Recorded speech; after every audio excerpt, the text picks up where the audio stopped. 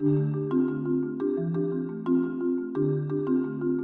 everyone! So today I have a book that is actually very unique since literally 5 minutes ago I got back from from getting the book signed because the author of the book came to my town, and since I'm so cool and go to book signings every Friday, or not every Friday night, but you know, I'm really cool and I go to book signings, I got her to sign the book and I had a nice little chat with her.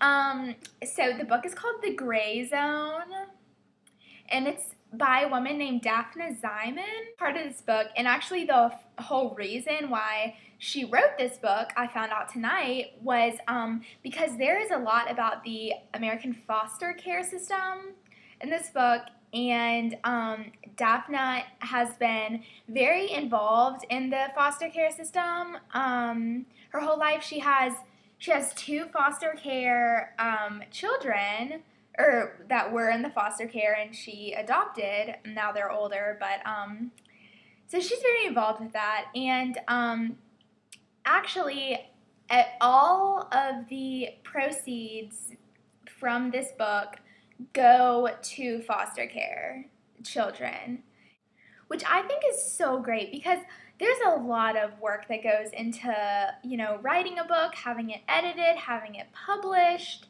like publicizing a book. There's just a lot of work that goes into it, basically.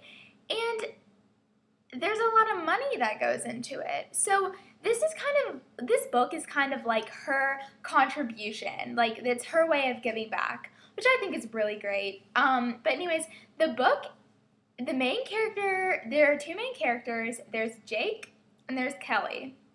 And they're older. By the way, this book is not a chick flick. Like, this book is like legit, like things happen in this book. Like, you know, it's pretty intense book.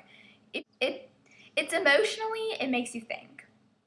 And so there's Jake and there's Kelly. And Jake is a lawyer, and he has a lot of faith in like the American justice system. He thinks that, you know, America is awesome, fabulous. And then there's Kelly. And Kelly is an interesting character. She was a foster care child, and because her mother was murdered when she was a little girl, her father was convicted of the murder, but he actually didn't kill her mother, so no parents. She's in the foster care system. She was very badly abused. She was sold as a sex slave. She had a hard upbringing, and she is on the run from something. You don't know what it is, but her lover, who happened to be a U.S. congressman running for president, was found in a hotel room, murdered. And so, you know, you're like, well, did Kelly do it? Because there's something that has to do with the wig that it makes it seem like Kelly did it, and you don't find out if Kelly did it or not. And I was actually really surprised at whether she did it or not. I was like, whoop, not expecting that. But that's the best kind of book.